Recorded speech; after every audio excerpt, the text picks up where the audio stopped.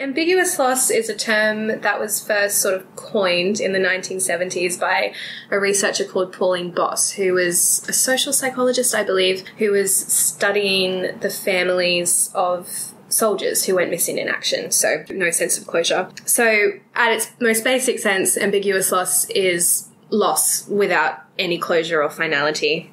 For some, this is physical loss.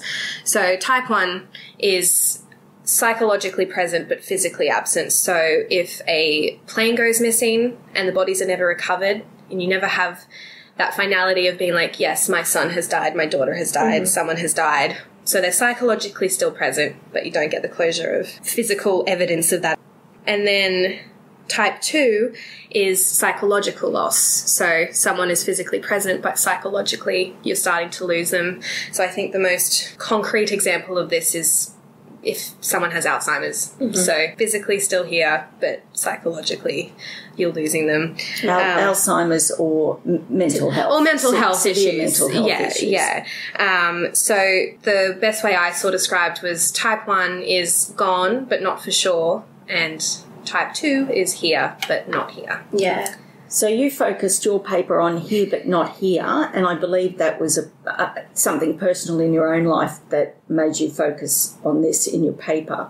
So what's a little bit of the background on why you chose here but not here? My father has severe clinical depression now at the point where it feels like there's no coming back from it.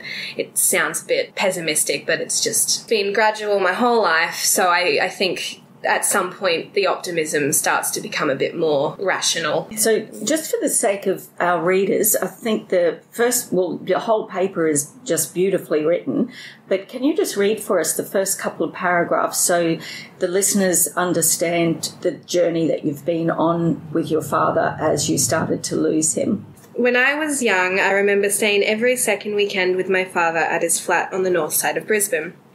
The fridge was always full of Coke and Tim Tams, and my poorly made Father's Day card in the shape of a cockatoo was stuck beside his bed. He told me stories about his job as an electrician and answered all my questions about how power sockets work. He would play Pink Floyd on the stereo while I listened to the Spice Girls on the Walkman he gave me. When I was a little bit older, I remember visiting him in his flat in Spring Hill.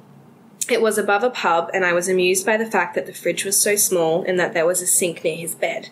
He told me stories about his surfing days, and he passionately talked about the unique majesty of being out in the ocean. He would listen to Led Zeppelin on the stereo while I listened to Britney Spears on the Discman he gave me. When I was a young teenager, I remember visiting him in Gympie. He told me stories about how he hitchhiked around Europe in 1979 and learned how to say 2 beers please in almost every European language. He told me how he saw the Berlin Wall before it came down. He would listen to Neil Young on the stereo while I listened to Jack Johnson on the cylindrical MP3 player he gave me. Then I started to lose him. I think when you think of, someone says, oh, my dad has depression, it's such a present picture you get in your head. Because it's all around us, I think. Absolutely. Like, mental health, I think there's less stigma talking about it, so people are more open talking about their own struggles. So in the case of this, for example, like sometimes I feel like if people are ever curious about my father, it's just saying depression doesn't seem like enough. Yeah, and I think it was within my own perspective too as a child. You're not as privy to probably the nuanced ideas of people's mental health when you're a kid. Like, he was my dad, he was taking me to the circus, he was taking me to Hungry Jack's, he was like spoiling me a lot. He was getting worse, definitely getting worse. Even with this ambiguous grief, there's still stages in that, isn't there? You talk in your paper about denial and anger and guilt and bargaining. At what stage of your father slipping away did you start moving into these stages of grief?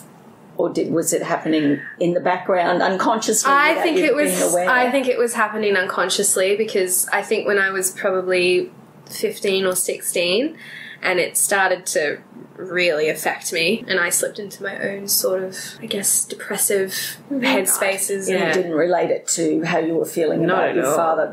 Just tell our listeners a little bit about the different stages you went through, because I think people need to understand if they're going through that, that's okay. particularly the anger and the guilt. So in terms of relating it to the traditional stages of grief that you often hear talked about, I kind of went into denial. So obviously when someone passes away, you just sort of deny that this is possible. I sort of went through long periods, and maybe still do time to time, where I sort of deny that this is the reality, this is the only way it can be. He was perceiving himself as reducible to his illness, and, I didn't want to accept that was my dad. I still had these idealized versions of what things could be like, even though they were never like what I thought. That was my reality, and that's how I saw our relationship. But it was never the fairy tale daddy-daughter thing you see in a movie. I was denying it. I was like, it can still be like that. It can still be like that. And like what you were saying before, it's kind of accepting the finality that it's probably not going to go back to what it was. Yeah. And I couldn't accept it, so I couldn't rearrange my expectations and perceptions. And I have now, but it took me a long time. I read somebody else's story, this woman who had lost her father to mental illness, and when she had a daughter, the granddaughter met her granddad where he was in that mental state. And so the daughter realised if she met her father where he was now instead of where he had been, that she could deal with it a lot better. She had to change her whole perception around it. Yeah. But that's the whole fairy tale thing. You have to let go. You have to let go of that in order to meet them. And that's what this woman, Pauline Boss, the one who kind of coined that term of ambiguous was. That's one of her big things, that she used to work a lot with the families. And she said the biggest thing she had to try and get them to do was rearrange their perceptions and expectations. And that was by far the hardest obstacle to overcome. Because and that's what you've been doing? Are you succeeding in that? I think I'm succeeding in it now. It still doesn't make it easy, but I've definitely rearranged my perceptions. And that's like any grief. Like Stacey losing her dad, the intensity isn't there anymore, but she'll still always have to feel the loss. I know you don't talk to me a lot about your dad or what you feel about your dad, and this paper just completely opens up. I feel like you were in quite a vulnerable state. You were opening yourself up, allowing yourself to talk about it so openly. Was there a moment that made you want to open up about this, something that had happened or triggered it to make you say, I'm ready to open this? When your father, Stacey, passed away, hearing you talk about the stages of grief as well, seeing all the different emotions and hearing you talk in almost disbelief and just didn't know how to articulate how you were feeling and not being able to rearrange perceptions, like your whole worldview has just been shaken up. When that happened, I wouldn't have said it at the time, but I kind of saw some things and you said some things that I was like, that sort of fits in with emotions I have felt in a different way because, I have the physical presence still, so it's different, but it's the same. Yeah. Like, that was really interesting for me because... You hadn't realised you were actually grieving. I'm not allowed to... Like, I always felt like there's a dichotomy. You grieve for the dying and you just deal with what's happening with the living. Like, grief is the language reserved for death.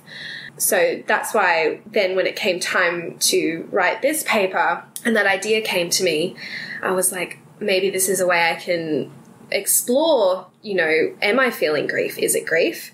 And nothing's particularly stated. around this, that just shows that there's no one talking about it. Like you said, grief is typically reserved for the dying. Yeah. There would be so many people in your position that would have no idea that what they're feeling is a form of grief. It's phenomenal.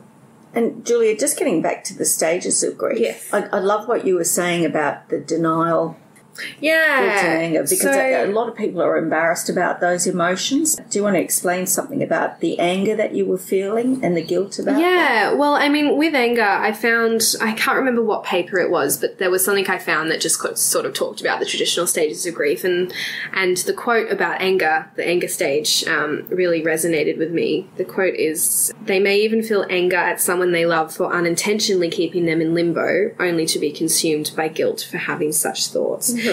what I've written here is, you know, I did feel angry at him, and I was angry about not having the father figure I wanted, and I was angry that I couldn't have what I saw a lot of other people having. There was no resentment to anybody else, but there was resentment towards him because, yeah, I was just so angry. I was like, how can I not have this? I'm entitled to this. And then as I got older and understood his mental illness a bit more, there was still anger because I was angry about, you know, how can't you see beyond that and see how it's affecting me? And that was like the classic 16-year-old angsty stage where I'm like, think about me.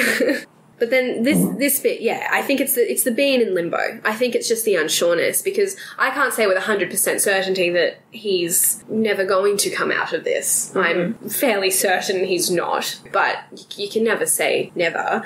So I think still that limbo stage, even though I know rationally we're not going to come out of it, I'm just, you know, I was angry that I was in that limbo, and then I felt guilty. I felt guilty that I was angry, and then angry that I felt guilty. And, you know, something that still happens now is that, like, I'm a very empathetic person, so sometimes when I think about what it must be like to be him in his own headspace, I get really sad because I'm like, oh, imagine, like, living life feeling so heavy and hopeless, and he's expressed it in as many words. He's like, I just don't think I'll ever come out of this. And that's really, really sad. Yeah. That's probably the emotion I deal with most now, him. Sadness for him, yeah. And if you don't learn how to deal with this ambiguous loss, you're always going to be cycling through these stages of grief as well.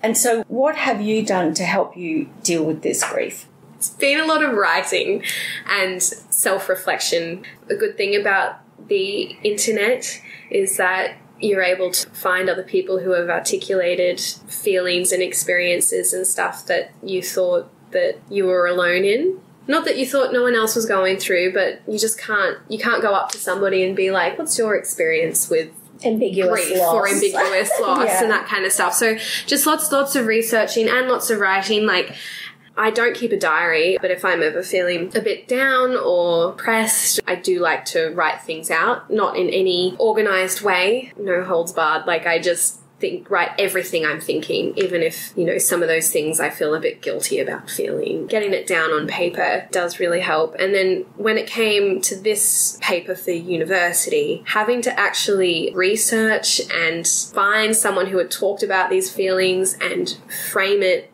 and organise it was incredibly cathartic. Just so you could understand where your father was coming from with his mental illness and understand where you were coming from with emotions that you felt guilty about, because sometimes those emotions were deemed unattractive. Yeah. Definitely. You hear the term daddy issues and you kind of think, oh, daddy, you know, there's such a stigma around it. It's become such a joke. But I have an issue. It's real. With my father, and so be it. Yeah. So just researching, writing, and coming to that place where you're not hanging on to the fairy tale of what a father-daughter relationship should be, accepting him where he is now and meeting him in that place where he is now. Exactly. Just rearranging my perceptions of our relationship. And, you know, we know more about mental health more than ever, I think. The stigma's been so decreased. He's the same person with the same stories and the same experiences, and although they're sort of vague, I have nice memories of him from when I was younger, and they're not any less valid now. They're just a part of the past.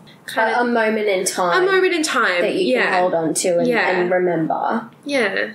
I know it's not something he's done intentionally to me. It's just the mind. It's mental health. Probably a solid 10 years before I probably got to a place. I mean, it roller coasted in that time. There were times where I was like, I don't care. It's fine. I'm fine. But I wasn't actually. And I think to an extent I'll probably, because there'll never be that closure to the loss. So I think I'll probably, the rest of his life and my life, I'll be dealing with it just in the same way that, you know, you'll be dealing with your own grief as well in different ways. So I'll stay in the limbo for now. I'm in the limbo stage, but I'm resilient to that. And that's another thing I found in a lot of the research, that it isn't so much about closing yourself off and being like, okay, I'm not going to feel this anymore, and that's that. I've grieved. I just have to let it be. It's just being resilient to the limbo and tolerant of the limbo. But right now I'm still in that ambiguous stage of the loss, and my tolerance and acceptance of it has increased exponentially, that I'm in a much better place, but I'm still in that place of limbo.